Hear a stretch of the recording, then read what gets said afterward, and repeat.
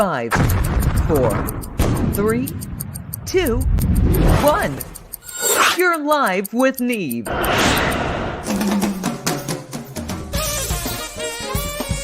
This is Live with Neve. Iconic musicians, comedy, and God knows what else. Hold on!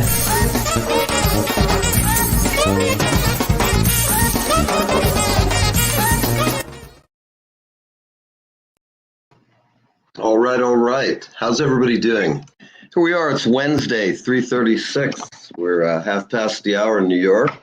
And today we're talking Tampa. We're pleasured to have Roy Bookbinder on with us this morning. Great musician, great friend, and just really a superhuman. Our next guest is also from Tampa. And I don't even know where to begin to describe Richard's accomplishments. So again, there's so many. He's a philanthropist. I know he recently gave $1 million to his elementary school, Catholic school in Tampa. He's been around forever. His family owns the largest restaurant in Florida. And I've eaten at about 3 of them, and I love them all. I've eaten at Disney. I've eaten at the one in St. Augustine. I've eaten at the one in Sarasota. And there's a bunch more, and they're all great. So I have with us Richard Gonzmart of the Columbia Resteraunt, and he describes himself as a caretaker for his family, and I think that's remarkable. Richard, my family was in the restaurant business for 50 years in New Jersey, fine Italian dining, which tells me I want to go to your new place. You're just a heck of a guy, and thank you a bunch for coming on. I really think you're great. Hey, it's great to be on the air with you today. Thank you very much. So tell us, what's your latest? I know you have a restaurant that I'm not familiar with down in Sarasota going up. Tell me about that one. My folks live there, so. We're working on a restaurant on Longboat Key called the Buccaneer, and the Buccaneer was a fine dining restaurant in the 50s Right. until the late 60s. So we purchased the property 3 years ago. We're in final design and look forward to it. But I've just completed a project that's taken me 6 years. Wow. Casa Santo Stefano, a true Sicilian restaurant. I'm dying. I smell it when I look at your advertising. I'm sitting here going, oh my God, I just got to dive in there. My job is difficult sometimes. Eating lots of good food, tasting lots of great wine, and learning some new cocktails. Well, it's interesting because I always watch when you're doing your various travels. I'm just like, oh man, I wish I had squeaked along on this ride because the food is so great, and there's nothing like Italy to just eat and live and enjoy life. I mean, you're definitely an inspiration. I can eat my way across the world, and every time I go, I certainly try. But the amount of research people, if you're watching this, I'll let you tell. You were working on it for 6 years because I've been reading about it and looking at all this great stuff you're sampling, and I'm having Pavlov's stimulus almost. I'm starting to go, God, I need some Brujol or something. A lot of people in this community and in this industry think I'm crazy to have opened this restaurant in the height of the influx of COVID-19. Right. But we've opened with social distancing, and I did not open earlier. I waited, and we took advantage of what happened back in March when everything was shut down. We changed our whole HVAC system, our heating, ventilation, air conditioning. So we bring in fresh air constantly and take it all out. Now, is that at the new restaurant? This is the new restaurant, Casa Santo Stefano. So we were able to do something in a new installation with a rooftop where people want to sit up outside. Right. But, in each of the restaurants, we did a lot of remodeling, taking advantage of it because my great-grandfather during the Great Depression, when there was no sales, he learned that by building the first air-conditioned dining room in the city of Tampa in 1935 and building a state-of-the-art kitchen with a handshake borrowing $35,000, it showed confidence in our great country, gave confidence to our staff that everything would be okay. And that's what I learned from that, and that's what we did each one of our units.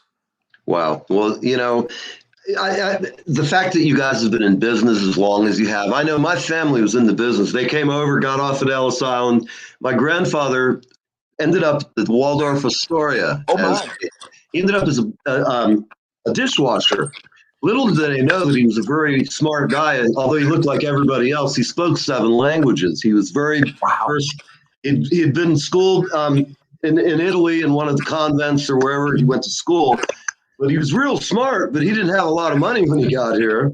And so he took this job, and he was down in the kitchen, which down there in the bowels of the Waldorf that's quite a kitchen, hot, sweaty, a lot of hard work going on. They found out that he could speak all these languages. He ended up ending up the maitre d', and in my understanding, he was there from around the 30s, late 30s into the 40s, and then they started their restaurant. Typical American success story, you know. But that's the story that made this country great. Those immigrants that came with a desire to succeed and work hard, Right. with no money, very little Right. education. The same story happened with my family. They came from the north of Spain. They came from Cuba, and they Mm-hmm. worked their way up. Right. Well, that's always the best way. I know anything worth doing, you've got to learn. Even if people don't understand, you have to know every job that everybody does and understand their trial and tribulations of it. And, you know, make it.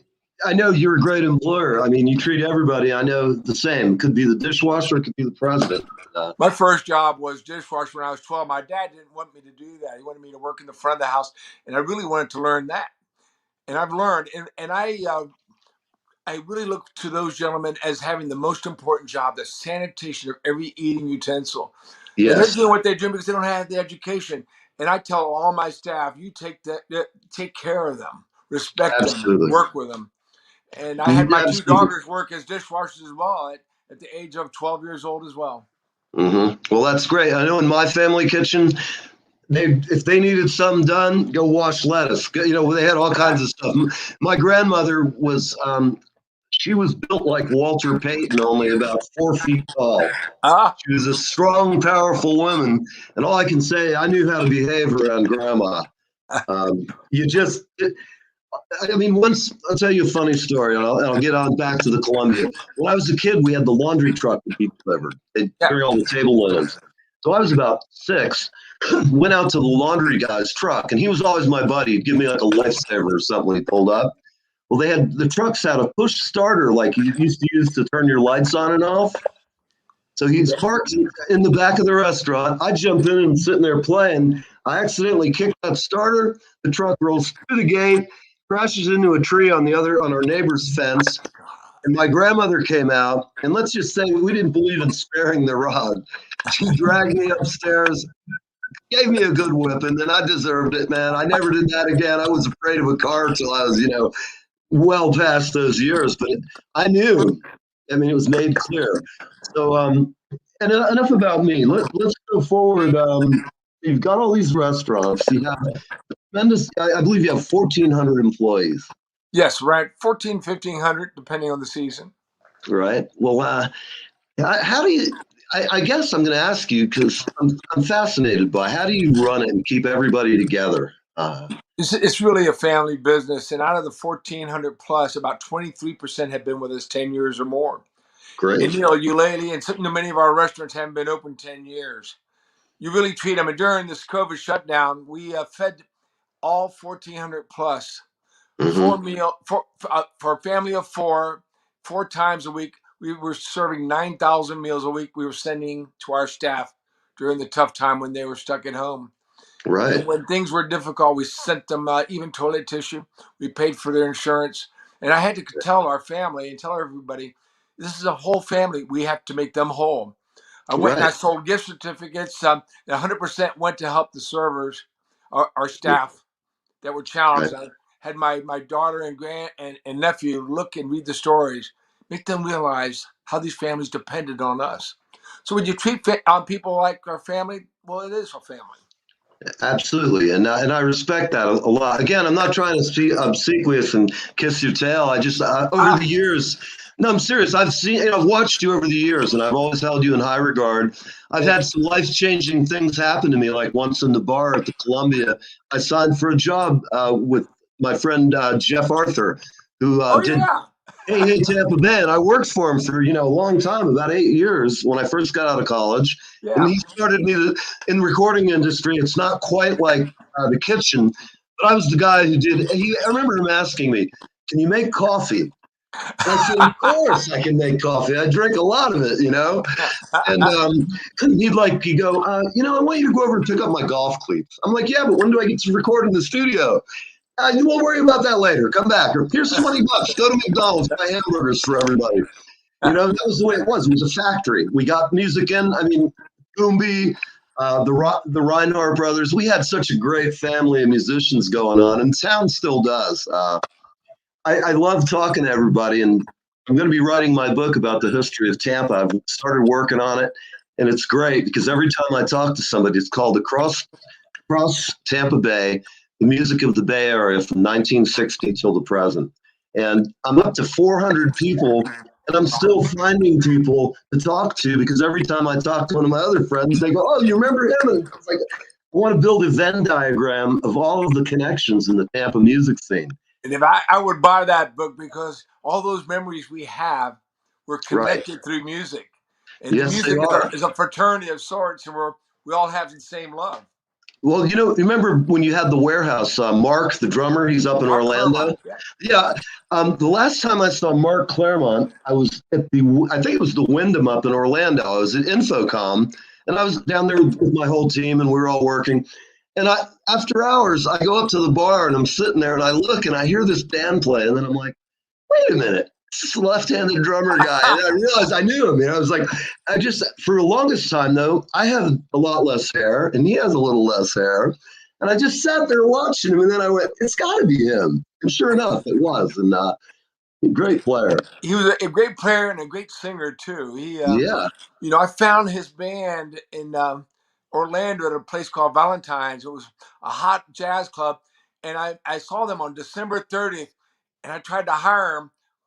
And so, would you have a jazz club? Yeah. What's the name? I said, the Warehouse. But the Warehouse didn't exist. And I built it in 6 weeks for them. Oh, man, I did not know that story. That's really funny.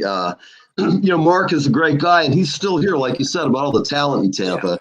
I mean, the book is going to be a labor of love, so I hope you will enjoy it. And I'm working on it. It's like anything. I'm not a guy on TV. I just play, I play act on here. I'm reinventing myself because I'm a musician and I'm going out of my mind sitting here. I had an accident a few years ago that was fairly severe, and I've been in recovery for a while from it. And you know what? I feel better now. I was in the hospital for 9 months, and now that I'm out, I have a clear head. I'm a sober guy after 3 years. Great. I haven't had too much fun for a while. That's okay. I'm not the first or the last, and I've learned a lot during that time. And so here I am. I'm talking to great friends and having fun, and making a little scratch here and there. Keeps the wolf away at the door. But let's talk about your music and tell back in your high school days and your musical thing you were doing when you were a young guy.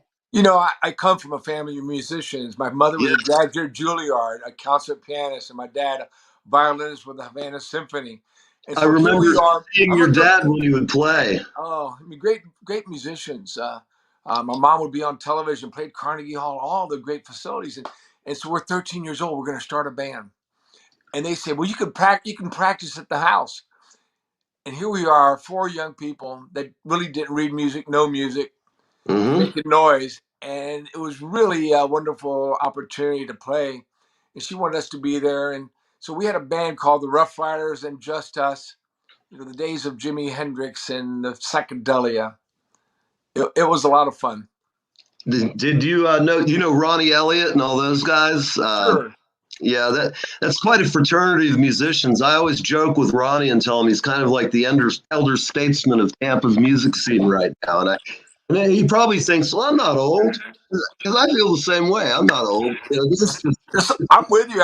My wife says, you realize you're old. I said, well, you can be old. I refuse to accept it. Hey, man, it's true the way. Add to stream. There we go. My wife jokes with me all the time too, in similar fashion. She really, kind of yucks it up. She's like, "What are you doing?" And I'm like, "I'm not going to be sitting here after being in a hospital for 8 months. That's the least amount I will never spend a day on my ass again. I am up. I'm going to walk and work, and I'm alive and well. So good Well, to we be. realized we have to make the most of each day. And there was a neighbor in front of me that inspired me to want to be in a band. His name was James Bodo. He's with the Trojans. And their Okay, first, I remember the band. and their first gig was my brother's 16th birthday. They only knew 4 songs. Um, No kidding. but they became one of their great bands. And I was sad when the lead guitarist, David Laswell, passed away probably about 4 weeks ago. Oh, that's too bad. It's So, been. I always wanted to be like those guys. And back then I couldn't afford the equipment, but I bought every piece of equipment like they have. I have a 1965 Fender Bandmaster in mint Oh condition. man, God, those sound so Oh, good. I mean, it was incredible. And they would play a 335 and I have a 66 335 12 string red. Oh I mean, man, that is rare. And that I tell you, I'm a 12 string aficionado. So yeah, I mean, I have a couple. I have a double neck SG. oh my. I love that one, and I have a. It's a girl's guitar. It's called a Daisy Rock. Very inexpensive, but if you don't have the money for a Rickenbacker and you tune it up well, it does the job. And I put it through a Mesa Boogie amp and a nice compressor, and it sounds nice and sweet. And That 12 string, the pain in the neck is trying to tune it, but the sound is so unique. I always know. I've almost wanted to just pay the guitar guy to change my 12. The first time you end up with bloody fingers, and and I'm too cheap to sit there and pay anybody. I'm going to sit here, or I get my guitar player friend to do Yeah. it. He does it as a labor of love. He knows I'll do him a mitzvah somewhere back down the line. But it's the more actually it's funny. Let me find it. Well, it's not here. I was going to bring. I have a loose as like a. Oh God, it's not here, but it's an amazingly old 18-string instrument from the middle 18th century. Oh my gosh. And like, you want to talk about really putting something that'll drive you into madness? I mean, I got obsessed with it. It was like my white whale for a little while, and I just finally said, "I'm done with this thing. It's too hard, and I can just sit down at a drum set and play, instantly turn it on." I've been playing 54 years, so Oh wow. now I can kind of do things. But getting back to those days, did you play in college? No, I didn't play in college. I went to the University of Denver, studied hotel restaurant, and discovered girls. Finally, I met my wife when she was 14. I was 16. Was that in, well, I met oh, her in Tampa. She went to an all girls school, oh, okay. and I went to an all boys school, and we met. Right, right, And so I went to Denver, and I was studying. I wasn't the best of students, and I wish I had played. I was playing a little guitar while I was there, but right. not in a band or anything. I bought a 1971 Les Paul fretless wonder that I have here. Oh, you Amazing. still have it? It's right Oh, behind me. that's great. Wow. Tell me about your time. I know you were educated in Spain. When I was looking at your bio, I said, wow, now that just sounds like my kind of education. I went there my last year in school, and I actually was married. My dad encouraged me to get married, not wait, so I would have somebody. And I studied flamenco guitar for a year there. Ah, And so you talk about that was really really great with a wonderful artist, and he let me buy a guitar from him from this maker that only made 4 a year, and I have it here. wow. Yeah, Wow. That's but listen, I've forgotten all of that stuff. But I was looking at a picture today when my wife came with me to the class. So it was a great experience there. So the music's always been in my life. And the room I'm true. at is in my home that I built 15 years ago, and I built this room to play music. Well, the first Right. day I'm playing, within 15 minutes, my wife says, "And how long is that racket gonna go on?" Oh, yeah. Yeah, I Ouch. know. Ouch is right. I live here and I live in a very nice house. I'm in Highlands, New Jersey, and I have neighbors, and I have like I have neighbors that I'd like to keep friendly and enjoying me as a neighbor. So I try to be really let them know if I have like a session and I have some friends coming over, or I just go up to the top floor of my house where they're kind of on the other side of the building. It's a huge old house from the 40s and been translated into 3 apartments. It's beautiful. I'm looking out at the ocean. New York's to the north, and it's great. I mean, it's like I feel so blessed and lucky because I found it, and we've been here 3 years, and we're going to be here at least another 3 because we're kind of plotting our escape back south. That's going to happen sooner or later. And we've looked a lot. I've looked in North Carolina. We've looked in Tennessee. We're we're keeping our options open. My folks and everybody are in Tampa and St. Pete. So my daughter works at Tampa General. She's an RN there and been there for, gosh, I'm getting old, 20 something years now. Wow. And but my daughter's Well, go ahead. unfortunately, I've been going to Tampa General quite a bit. I'm on the board of directors at TGH, and Okay, what a wow. great hospital. So Absolutely. maybe I'll Absolutely. run into her one day. Yeah, she's a redhead, and you'll know she's my daughter because she's feisty, is all I can tell you. Okay. As I tell people, when she was working in the heart care unit, I said, if you see my daughter standing over you, you better listen to her because she'll tear you up. She'll be like, I'm not taking any of that. This is what's going to happen. I mean, she's seen it all. I just have to say, I could go into stories of where I've just been so proud of her. There's been a few cases that were high public in the public eye in Tampa, and Yeah. she was involved with it firsthand. And I mean, Oh, wow. she called me up and just said, "Wow, this was not the normal day." And when she told me what had unfolded, I went, "Wow, wow!" And I just knew she had taken the right step in her career. She loves people. She's a very caring person. She would never. She just like. If she's over you and you're dying and you're in the cath lab or wherever you're at, you want her to stand there. She's good, quick, and she's got the right mentality for it. Well, Tampa General has one of the leading heart facilities in the country, and after I was Mhm. invited to be on there, I went into an arrhythmia that required me to go there immediately and go into Jeez. so like 5.5 hours, and I was at A flutter, then A-fib, and they just had complicated veins. And I said, Ah, "Well, there's nothing really simple about my life," I said, but but right? everybody in that department, they're it's life and death. And Oh, they treated me wonderful and kept my wife informed. well, I was in Tampa General about, I've got to say, 14 years ago. My daughter worked there, which of course drove me crazy because she was like, my dad's going to pass out if you take blood from him. He's a wuss. She's like, no, he's a total, he's a wiener. He's going to keel over. And what it was based on is I used to donate blood in Tampa. Yeah, And yeah, the first time I did it, I confess, I mean, I've worked as a veterinary tech for 10 years in college, yeah. playing in my band, and I know how to take blood. I could do a French, Pomeranian and have it gnawed on my hand and get blood out of it. But, me, they came with that big thing, and I looked at it, and they started taking the blood, and 1 second later, I just went, down. So when I come to, of course, my daughter's going, I told you he was going to pass out. She's like, Dad, you gotta drink some sugar, man, whatever. But she's like, I have to tell you, she kept, Lost you. everybody there makes you feel at home. I don't care if you're poor or you're rich. Everybody gets the same kind of treatment. You're absolutely right, and it's first class. Yes, It's not, everybody's so friendly, so helpful. absolutely. That's one bastion of where I have hope for the future is just that I see the medical community compared to a lot of people who are really, we wonder who can we trust. And I can just say, the medical professionals I know, I'm glad they're there. And I'm very thankful. I worry about all the men and women who are out there right now in the battles that they're facing with so many people with COVID-19. They're Around constantly in them. my thoughts and prayers. Yes, me too. I say a prayer for them every morning. Well, Richard, we've had you on, and this is really great.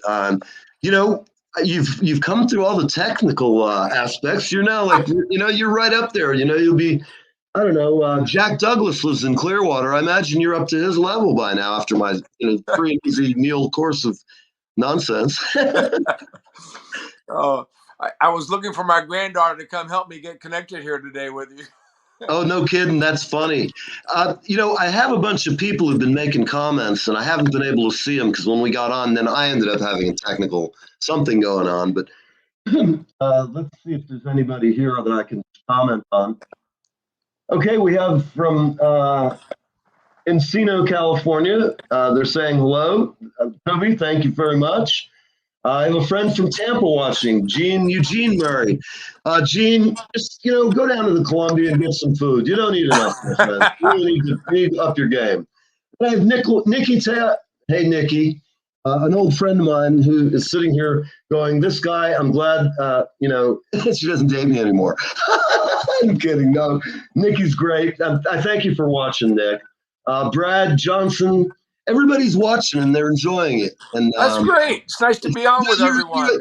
oh man, you're a celebrity, even Oh, up here in come New on. York. Come on, man.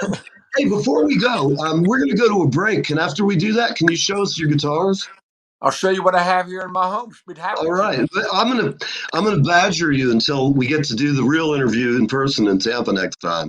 I saw your video you did with someone, and I've just got some questions for you. Every time you talk about one, I have a question for you. That'd be great. I'd love it. And The next time we have to do it in my office, I can give you a really great show of all the guitar. Absolutely. Yeah. Absolutely. Well, in the meantime, we're going to run a quick break, and then we'll be right back. Questions, comments, click on the chat box. For bonus content, extras, and all sorts of cool goodies, become a patron. Go to Patreon, Live with Neve.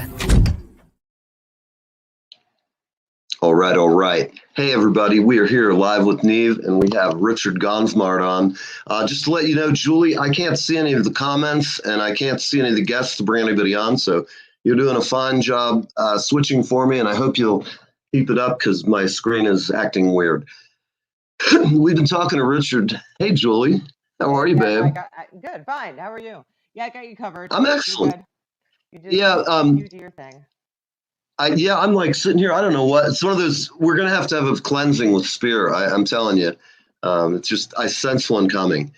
John, wherever you are, we need you. We'll talk to you tonight. Thank you, John. We did receive your lovely email, and we appreciate it.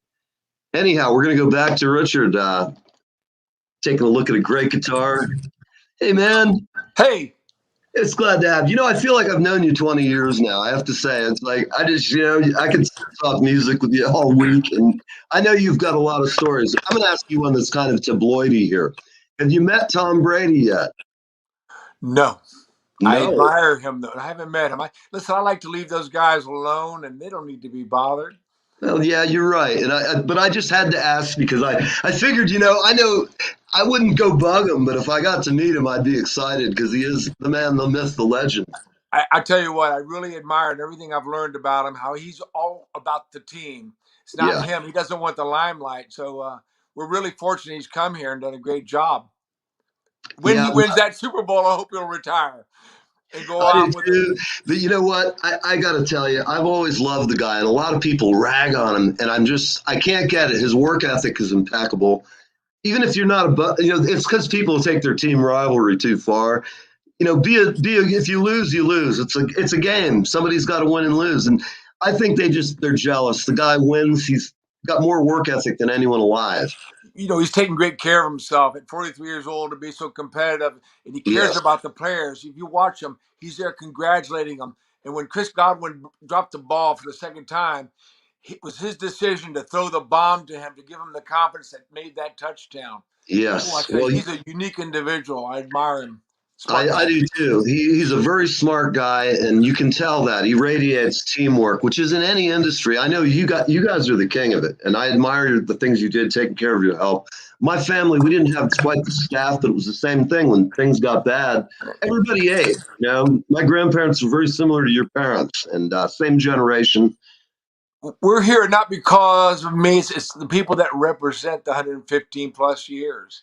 Absolutely. And I thank them. My dad wore a tuxedo every night because he was an entertainer, and I used to have to wear a suit. Today, I wear jeans. I'm like anybody else. I support them and want to help them realize dreams. I ask them, "What is your dream?" Right. You can make it. As long as you dream, you have a chance of making it a reality. That's true. I have to say, like with this show, this was me kind of rebuilding my whole life. There's no drummer gigs, and after my situation that I've been through, I have to do something because I'm a maniac. I work, I'm up till 2 a.m. I'm up early, and I can't stop because if I stopped, I would go. I don't know what I would do. So at my office, I've enlarged it. I have about 130 guitars, 7 amplifiers, keyboards, congas that Morgan Rose from Seven Dust gave me, and so I've soundproofed the room. And I played with a friend from my elementary days, Joey Donovan and the Lint Rollers. Oh man, I worked for Joey for a long time. I mean, Joey and I go way back. I bought my first PA system from him at the Yeah, store up on Nebraska Avenue. yeah. In So, those days, it was so much fun, and there's so much music back in the '70s, late '70s and '80s. That's when I really started on the scene. well, his older brother was in my class, and the first time I ever stayed up all night was at their house. And his father was a cartoonist for Snuffy Smith, did Barney Google. Yes. All right. I And so remember that. so we've connected. I talked to Joey today. I said, Joey, listen, this social distancing, we can practice in my office. And so you talk about an accident. 2 years ago was my birthday. I'm going down the stairs. I fall, split my head open. I realized I have a concussion. I Oh don't go shit. to the hospital. I go to play with a band that night, and we're going to Ooh. play Good Loving. I said, what's the chords? Uh-oh. I could, tough. And then I'm asking Joyce, what are you playing? He's playing. And he says, we're not sure what you're playing, but the bass player and the guitars are playing the same thing. And I realized I was so screwed up. And Oh. 6 months later, I found out I was suffering from post concussion syndrome. So you Oh talk about, man. and I thought I had dementia. I thought it was all over. So my plan is in the next year, I'm hitting the road. Good. And Well, if you're ever here in New York, I live in Sandy Hook Highlands, which is yeah, overlooking. I can take a boat to Manhattan, be there in 40 minutes. It's a wonderful place to live. But if you're ever up this way, I'd love to buy you dinner for a change. I know you always take care of other people, but dinner on me would be great. when you come to Tampa, at Eulalie, my new place along the riverfront, I built a Right. beer garden area where we have a stage and to play in there.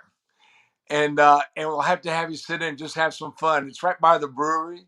Oh, that would be great. And I'm with my book. I thought that we would be having some shows down in Florida where I might do some live broadcasts because I'm going to Nashville. Yeah. I might actually do that in April. We'll have to see. I'm looking at the calendar and trying to make it's so weird with COVID getting anybody to schedule anything, and we don't know, what direction it takes on a day-to-day basis. It's tough in so many areas, and musicians having a tough time. There's nowhere to play.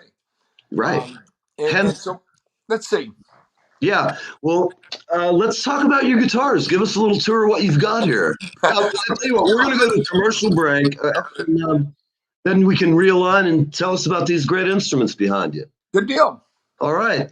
Okay, so we're going to go to a quick break, and we'll be right back live with Neve. We have Richard Gonzmart of the Columbia Restaurant. But he's really here as a musician. He's not a civilian right now.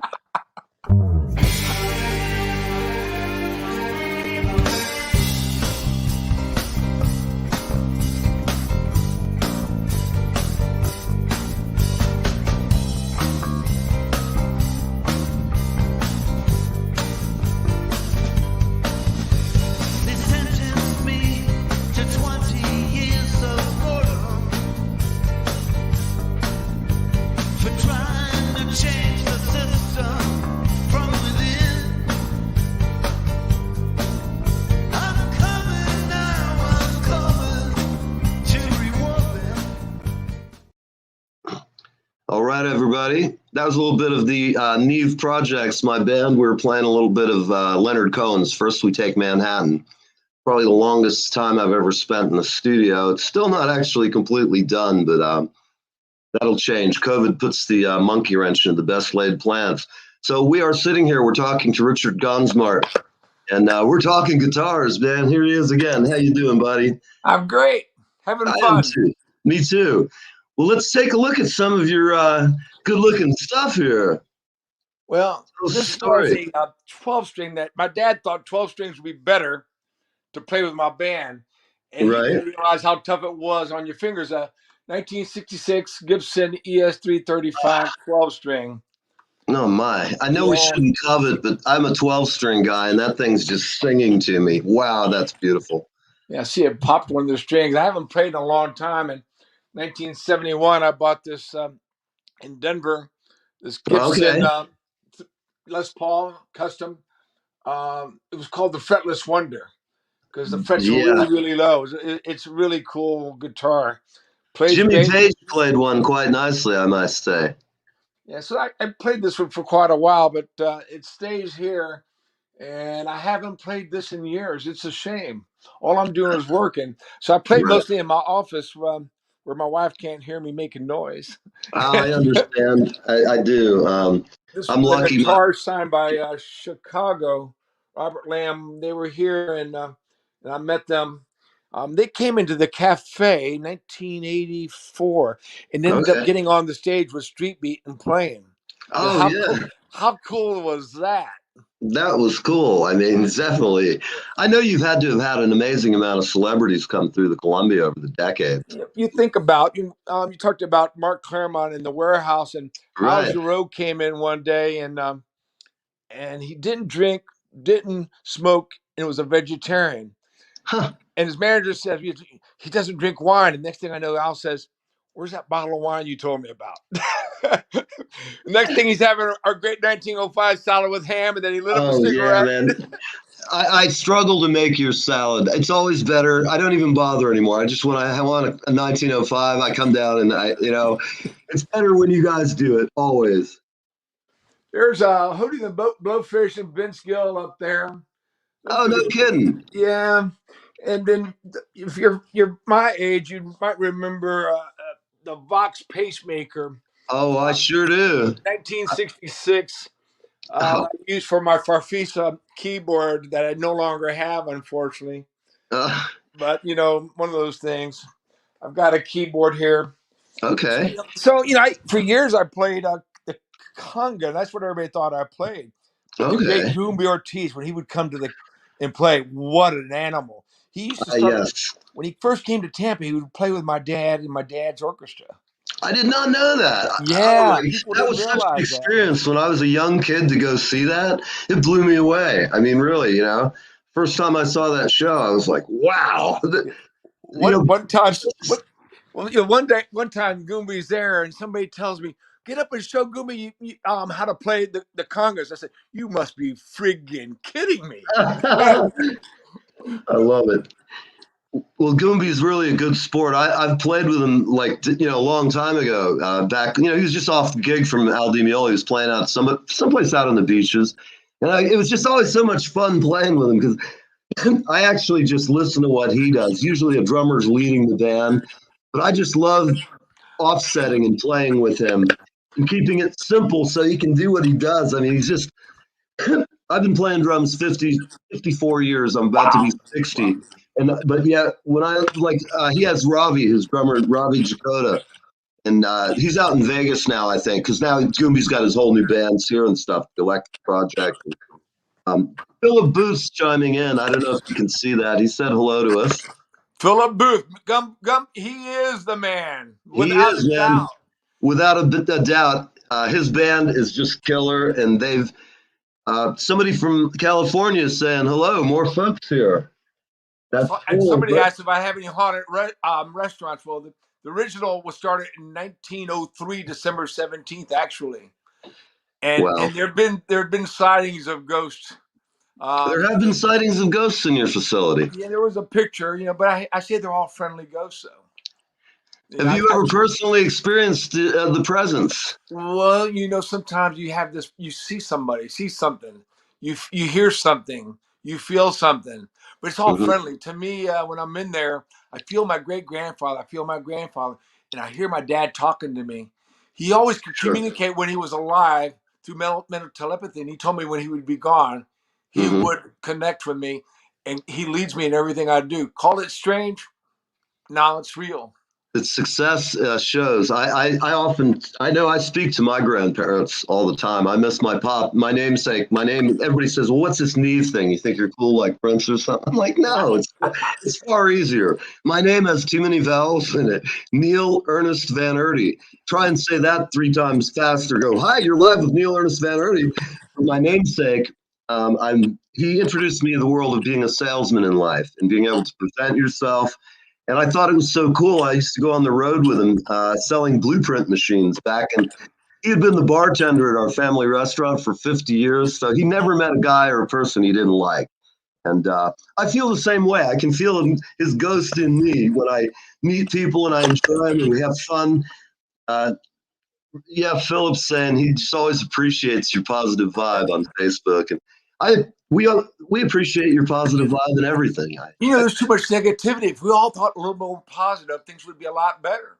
It's a difficult Absolutely. time, but if we unite together and support one another, I hate talking Yes. politics, but I always support the president. I don't care who it is. I agree with you. And you know what? Even if my choice isn't the guy, I'm not going to throw a tantrum. I'm going to say, you know what? We have to do better. And I think people on both sides and both parties are equally to blame. I don't care what the media says. And at the Without a end, doubt.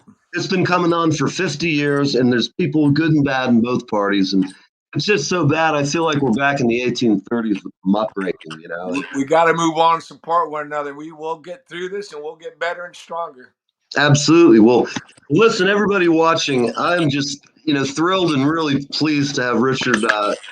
I know how busy you are, and I really appreciate you taking time out of. If anytime you want to be on, if you have some Columbia news, I'd love to, just talk to you again. I will say though, you really ought to think about a restaurant like a Eulalie in Red Bank, New Jersey. It's one of the best cities in the world. And I'll need a good divorce attorney if I do that. Ooh, I hear you. I hear you. Well, we don't want that. Your lovely wife has been there. You have a beautiful family, and I just can't wait to have you back sometime, or Thanks a lot. to see you, in person. We have a company, a paranormal investigator. He wants to come down and try and find a picture of the ghosts. we have the picture on one of the walls. Really? Yeah. Wow, that's cool. Well, I don't know. You never know. John, his company is Kinsey Paranormal. They might reach out to you and say, hey, maybe we'll call it Caesar the Friendly Ghost. No. Oh, gosh. There's a lot of good stories, a lot of history, a lot of ghosts here, and that are guiding us along the way. How many presidents? Oh, not presidents. I don't know. I don't know any presidents. You haven't had any of them come through? I thought John Kennedy, JFK was here. Yeah. But right. but I don't know all that history. Mm-hmm. Yeah, we've had a lot of people. I mean, you name it from the rock and roll days. I could sit here and tell you.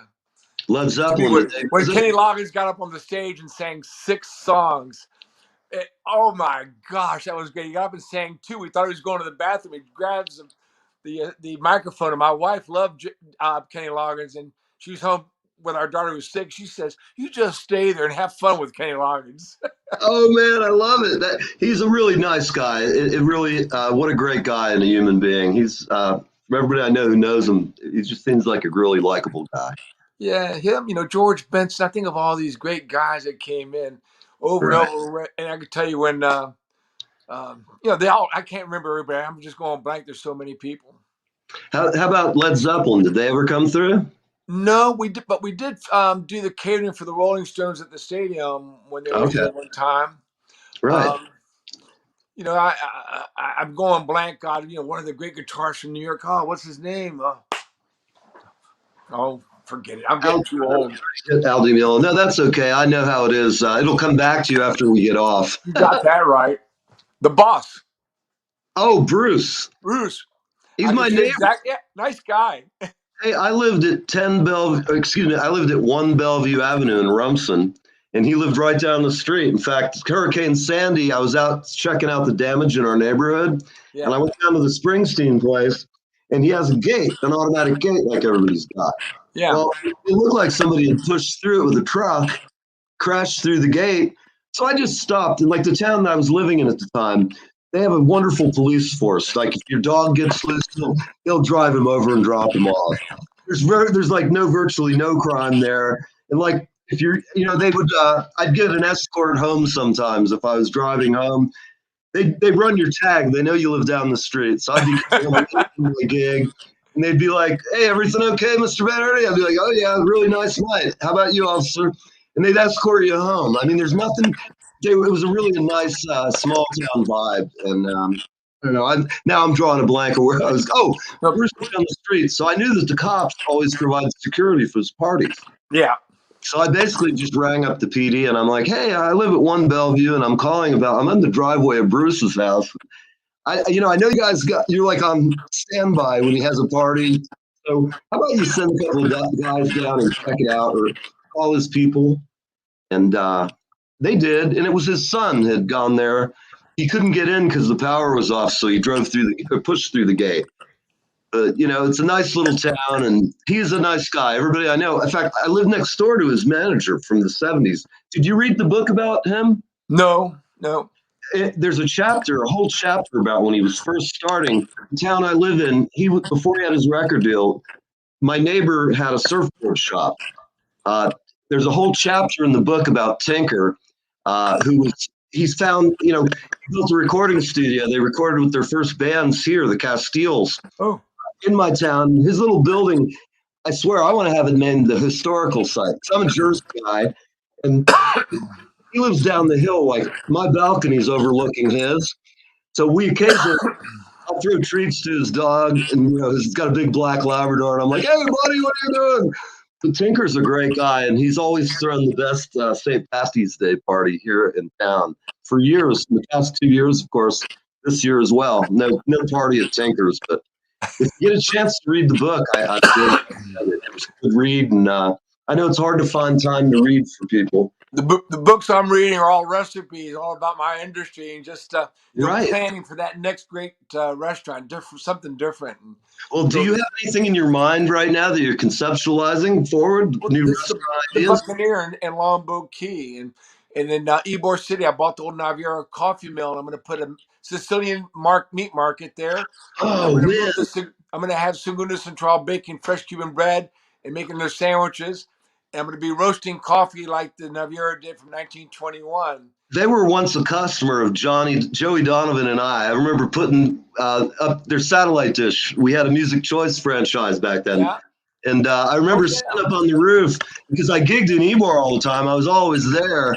And it was a lot of fun in those days. I mean, I love the history. Has Naviera gone out of business? No, they relocated because they're shipping nationwide. They needed triple the space.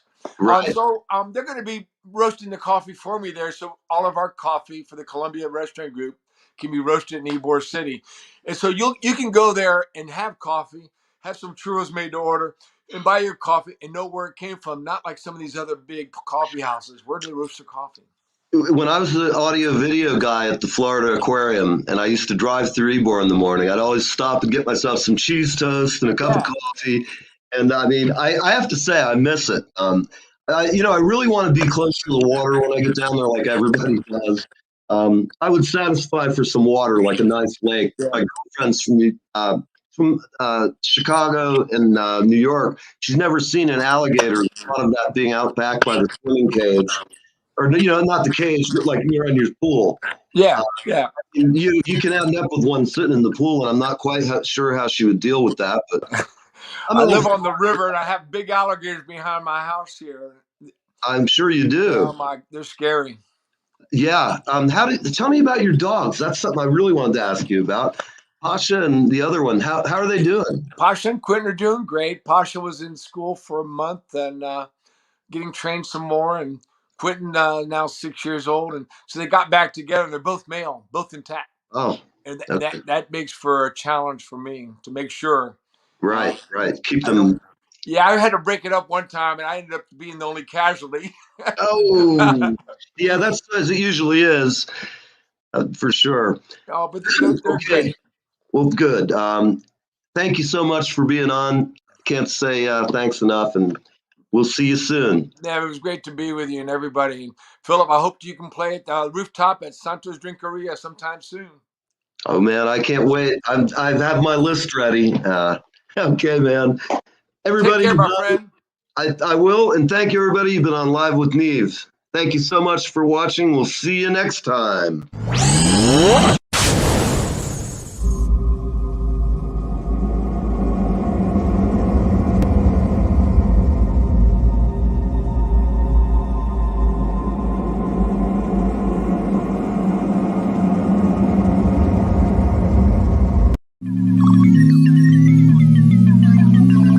Follow, subscribe, like us anywhere you find webcasts and on all of our social media to get bonus material.